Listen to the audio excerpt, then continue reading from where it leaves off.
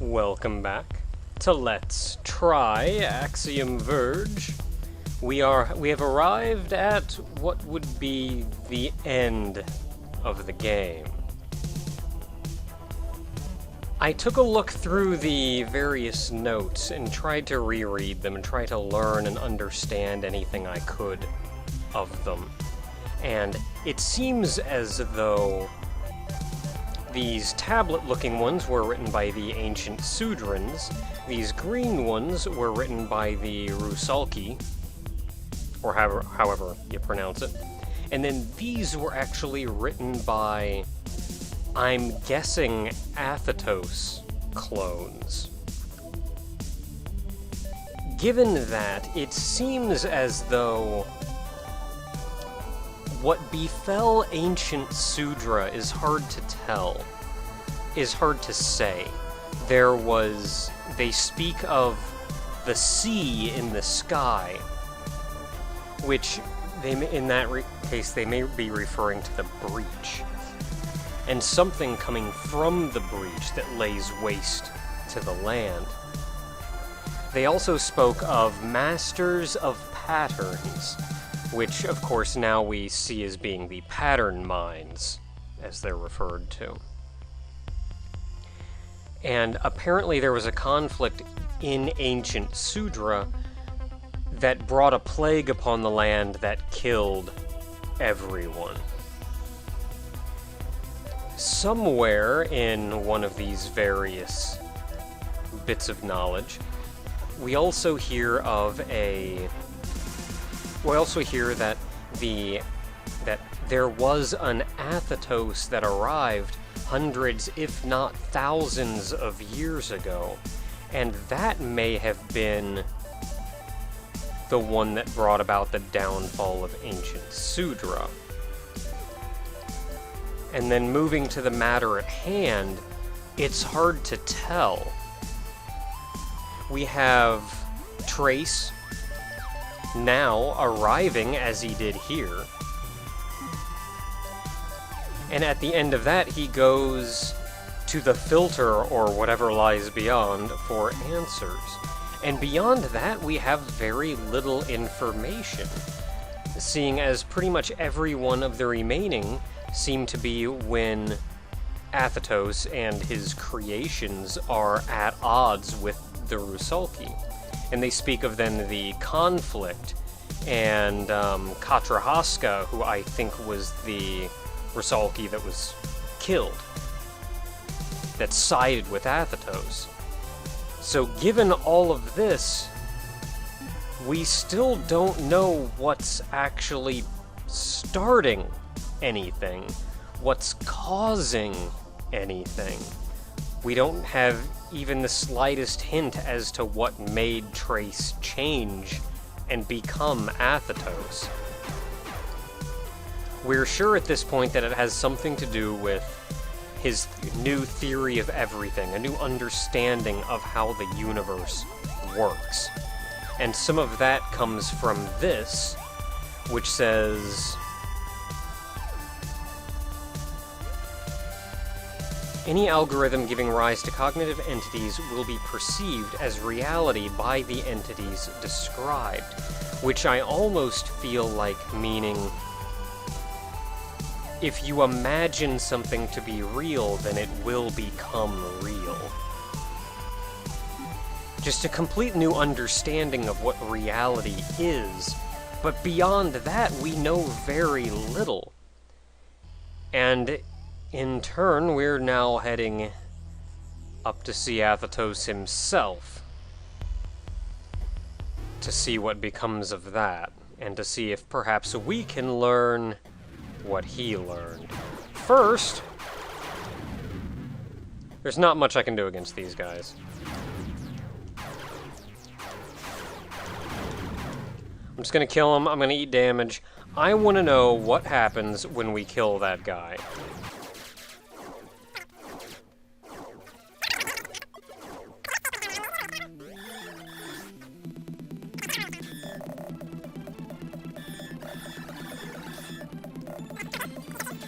I don't know what I'm going to do against this guy, because he's shooting a whole lot.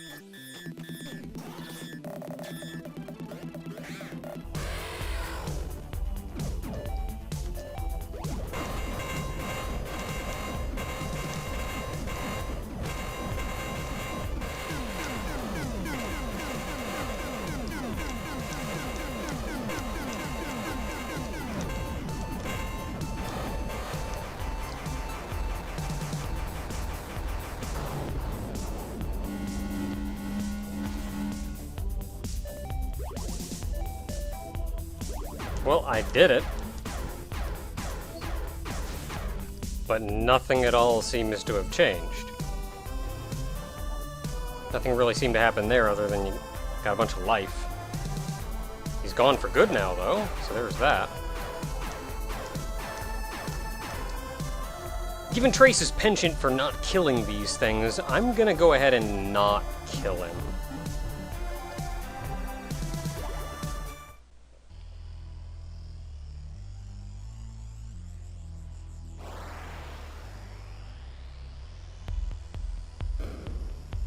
And that's why I have multiple save slots. Okay, I think we've done about all there is that we can do. I think it's time we hopefully get some answers.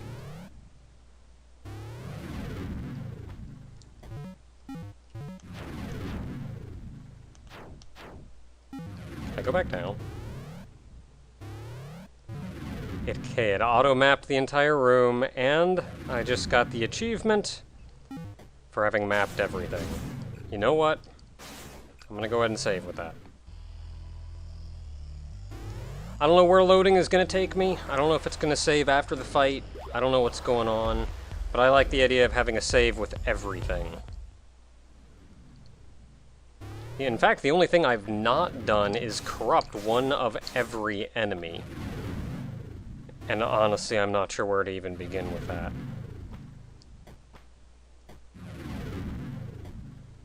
There's something going on up here.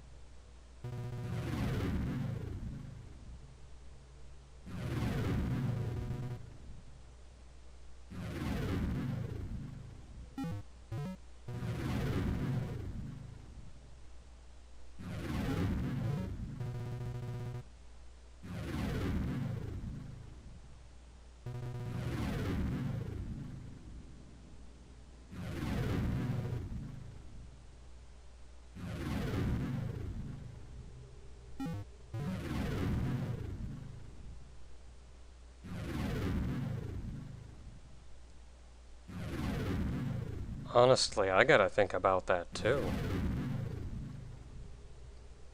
I don't know enough about the Rusalki.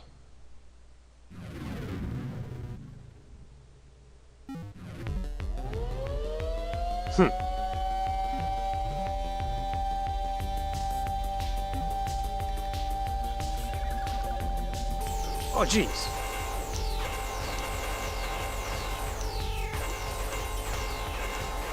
Well, as long as you guys can't get down here where I am.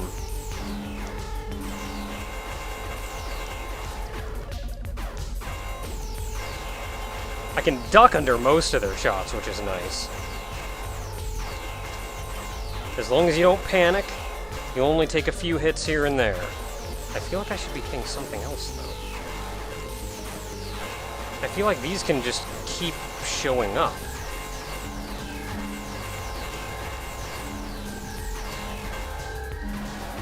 Yep, I was right.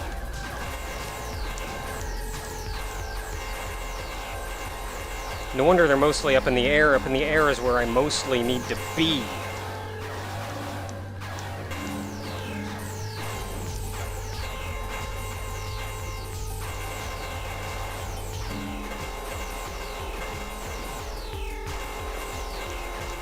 This is rough because I kind of need to take all of them out before I can really jump up.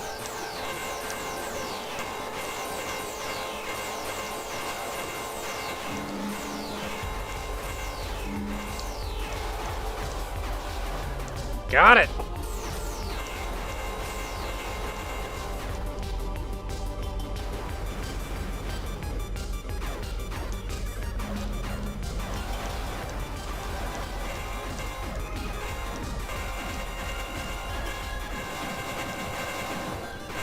Can I corrupt these, I wonder? I can! Not that I'm entirely sure what they do, or what doing that accomplishes. I know my strategy doesn't work quite as well anymore. I'm still getting health from them, though, so there's that.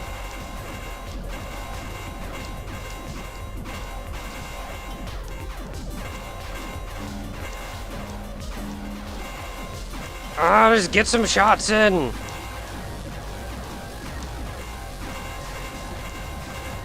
I keep hearing a noise, like the noise when, air...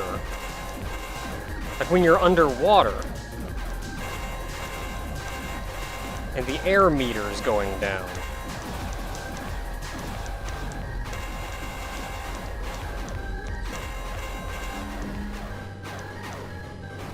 Take it out!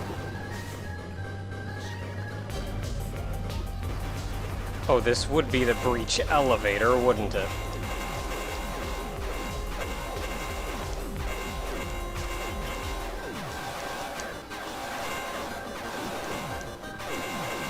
I'm not taking much in the way of damage. I wonder if I could just, like, muscle this thing down? And then deal with them afterwards. Because they're going to keep respawning.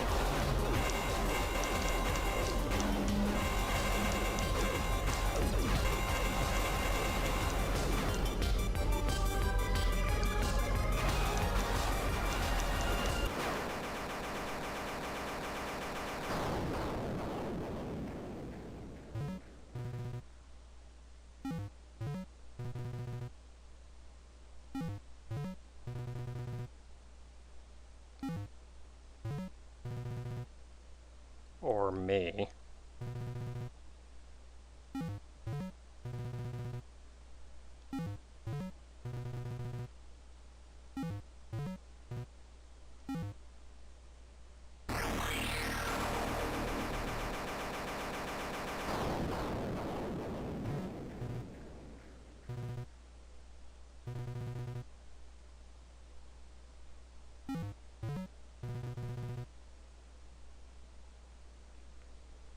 He was me, though.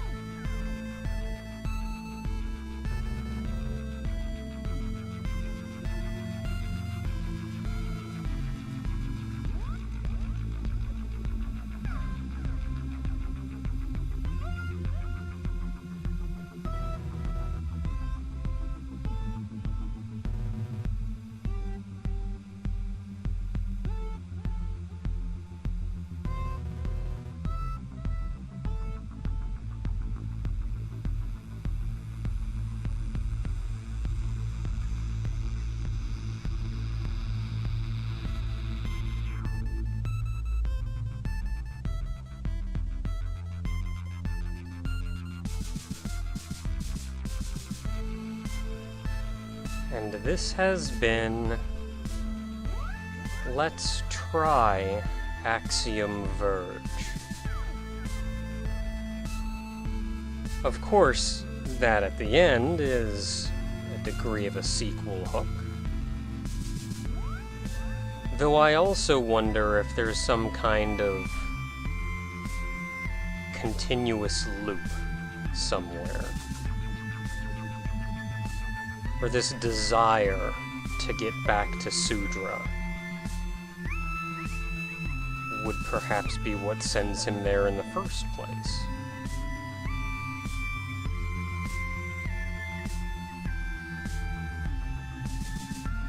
I got an achievement at the very end for actually sparing that one guy. I wanted to know if something happened, but given the option, I didn't want to kill him. But as to Axiom Verge as a whole, I very much enjoyed playing this game. It's, of course, a Metroidvania, which I'm a big fan of. It has a very high focus on exploration, which is what I enjoy out of playing Metroidvanias. It has a very non-linear level layout and progression, even if you are perhaps restricted in that, like, no, you have to go here and get this next, go here and get this next. How you actually progress feels very non-linear. You have to go here, you have to go back, you have to go over here, you have to go back over here, you have to go back over this way. There's a lot of backtracking, but not necessarily in a bad way. I will say, however, there are a few shortcomings that I feel the game has had. Well, that's a good sign. For one, I wasn't terribly impressed by any of the bosses in this game. I think the first boss was a very good introduction to the bosses, in that it felt chaotic and kind of horrible, but in general you were pretty safe. But I feel like from there it kind of went downhill. The second boss being unreasonably easy. Wow, only 9. From there, the second boss was unreasonably easy. The third boss was counterintuitive, but still very easy. Like, I feel like that kind of thing would lay it out as more of a puzzle boss. Like, hey, if you puzzle it out, and actually, like, the challenge is figuring out what to do, but it wasn't framed that way at all. Like, when I figured out what to do, I didn't feel like, oh, I've discovered it, I've solved the puzzle. I felt like that was stupid.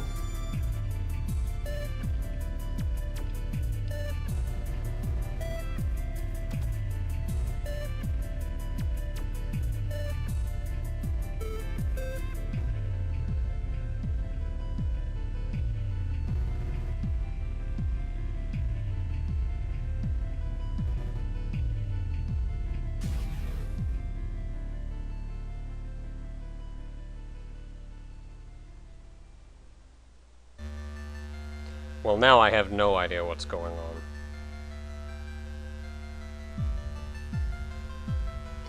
Like, I'd say after about the third or fourth boss, the bosses did start getting much more difficult, but they got difficult in what seemed like sort of a cheap way.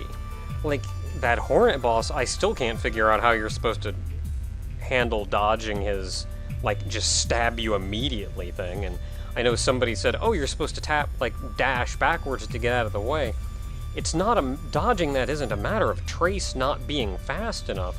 It's a matter of, as far as I could tell, maybe there was, as far as I could tell, there was no tell that he was going to do it. So you had all of whatever 4 frames of animation it took for him to get from where he was to you, to not only realize you had to get out of the way, but then actually get out of the way. Like, I feel like you were just gonna get hit.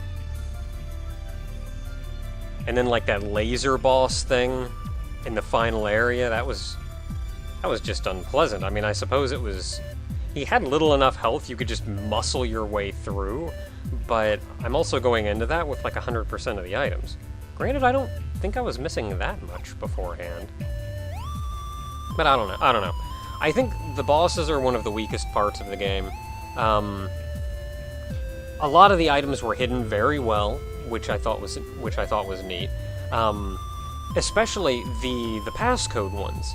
The passcode items are items that I thought were super cool how they were hidden.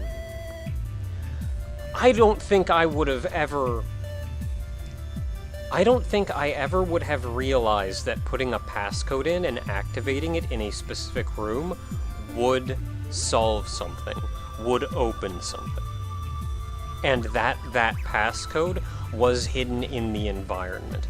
I think, had I realized, maybe if I had completed like one of them, and I realized, oh, there may be passcodes in the environment that if I put in, will open something up that I can't get to otherwise. I think if I had realized that, I would have had my eyes open enough to find at least a couple of those.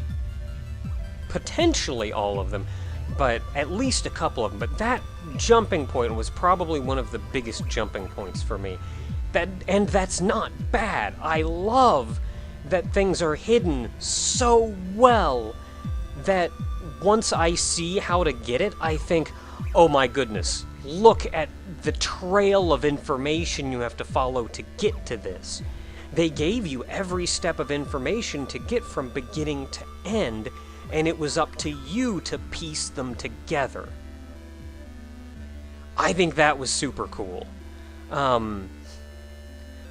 I think the plot in this game, dealing with the Rusalki, dealing with Athatos, I don't know what the crap happened there at the end. I think the plot in this game was wonderful. There was that whole like trippy part where when the pathogen was starting to get to you. So much really cool stuff plot-wise. As far as the actual... as far as the gameplay itself goes, I still feel like there are just too many buttons. And I feel like there wasn't much need for that many buttons. Like, to have to toggle between them all so often. There were very few instances where I felt I had to do that in order to get somewhere. Such as, I would dash up in the air, shoot out Spider Dude, break him out, swap places with him, then shoot, like, the claw out to grab onto something. I feel like that would have gone... This is something I actually praise about the controls in Super Metroid. Which is, in Super Metroid, the controls are generally very, very simple. Almost every power-up you get lets you do something new and interesting, but it functions more as a modification of something you already have, such as a better gun. The speed booster just lets you, when you're running, you now do this. The space jump lets you fly, but it's just a modification of your somersault. There are very few things in that game that function specifically on a button press, and they do that. The few things that are, like missiles, super missiles, power bombs, and X-ray scope and grappling beam. These are all the things that you're going to be running about, and they could have put all of those on different buttons, and you would have to jumble at the different buttons. Granted, the Super Nintendo controller didn't have that many buttons, but still.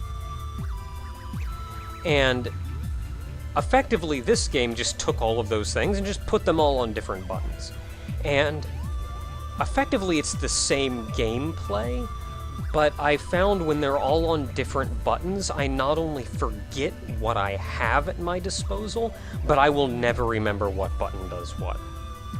Whereas Super Metroid put them all at the top of the screen as little icons, so I knew at any given moment and was constantly reminded what I had. And then you had to select each one and use that one.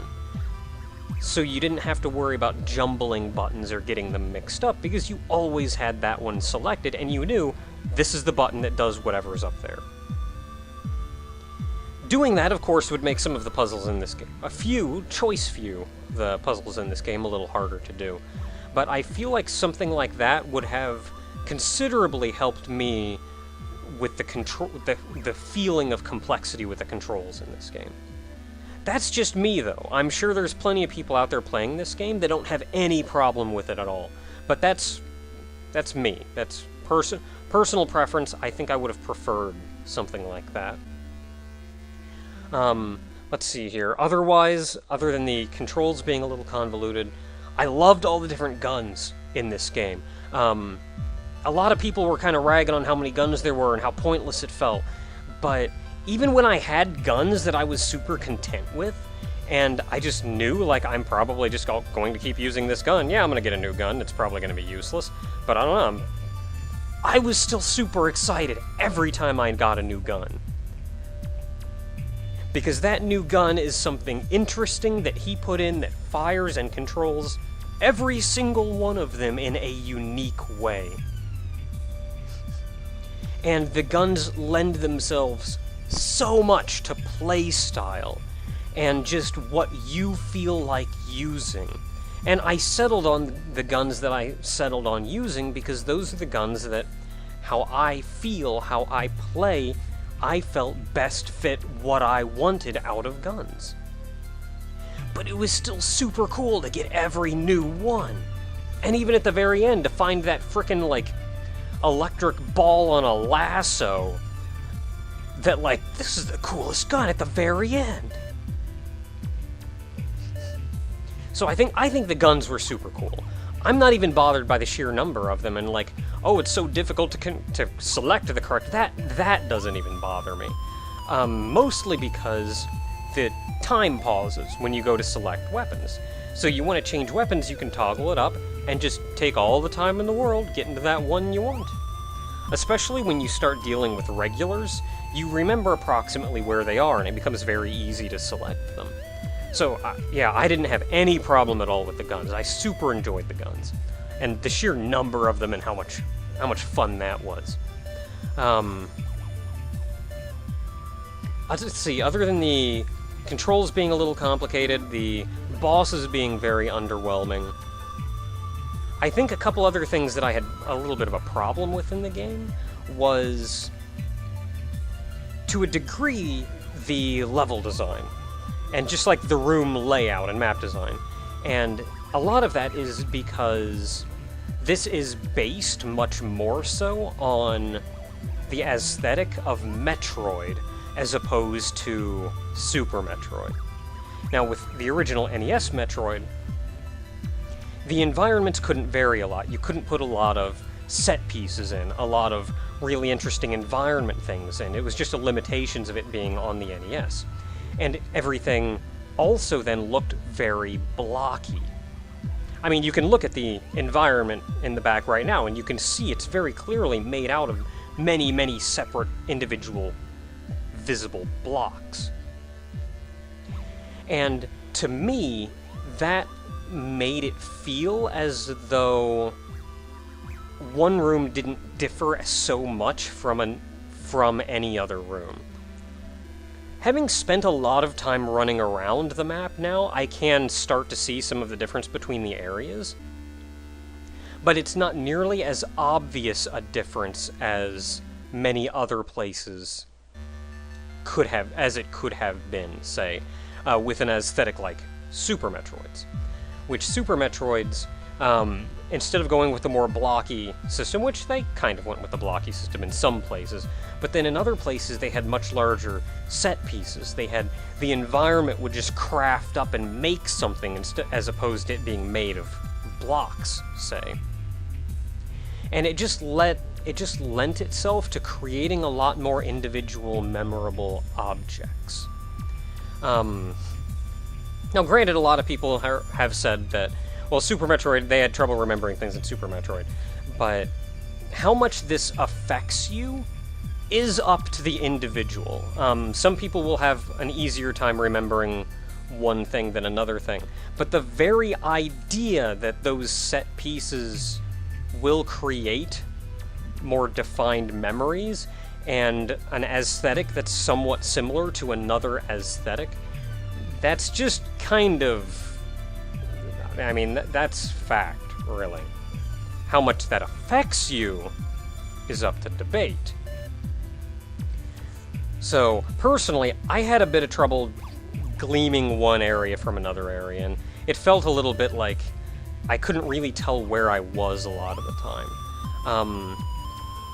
I know the further you got into the game, the better it did about this. The Sudran Temple area on the far eastern side of the map was super memorable.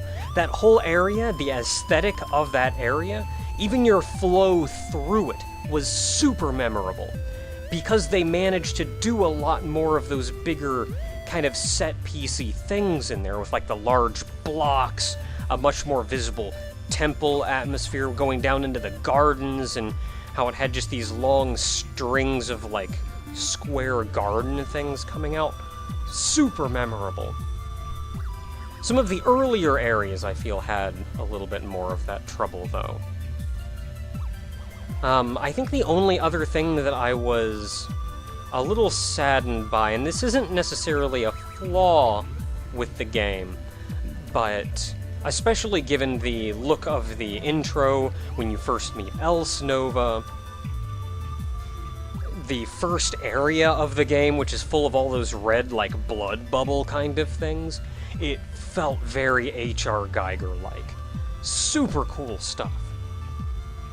And I feel like as the game went on, it strayed from that. Turning into more and more of just kind of, it's a landscape like any other, it just happens to be on an alien world. And there was still some neat environments and a lot of cool stuff that was going on. Speaking of like set pieces and memorable things, like the two big outdoor areas in the the area just west of the like surfacey area with all like the pollen things in it. Like that was super cool looking. Super memorable going through all of that too. But like especially by the time you get there, it's not really like the environment itself isn't really like mind freaky or anything like that. In fact, I would have expected to see something a bit more like when Trace was falling under the effect of the pathogens and he was starting to hallucinate, like that whole hallucination area. I was expecting something more like that to just be the game. That, however, again, isn't necessarily a flaw with the game. That was me coming into it with an expectation that wasn't necessarily founded, and then it not being what my expectation was. At the end of the day, though, I do think the game had maybe a couple shortcomings here and there, but there are just so many things about this game that were so cool. I really enjoyed playing this game. This has been a Let's Try of Axiom Verge. I'll reiterate again, a Let's Try doesn't necessarily mean I may not succeed. All a Let's Try is that I'm playing the game blind. And I wanted to play this game blind. I wanted to experience it alongside all of you. And sadly, there were a couple issues that were encountered as far as that goes. Perhaps I wasn't clear enough, I wasn't obvious enough as to what should be told to me and what shouldn't be told to me. But I do feel like as the game went on, I had to almost constantly reiterate not to spoil anything for me. I didn't want to know what the story was, I didn't want to know what the gameplay was going to be, I didn't want to know what any weapons were going to be, how to get anything. And I feel like that's something that it's just going to be very difficult to be able to continuously do this as I was trying to do this. And it got to be quite a struggle the later and later in the game we got to keep me unaware of what I was going to be encountering later on in the game. And sadly, this means if I ever think of doing a Let's Try again, I'm going to have to take some time to seriously consider whether or not I should. At the moment, I don't especially know how inclined I'll be to do another Let's Try, but we'll see what the future holds. This has been Let's Play Axiom Verge, an absolutely wonderful game made solely by Thomas Happ. Until next time, everyone.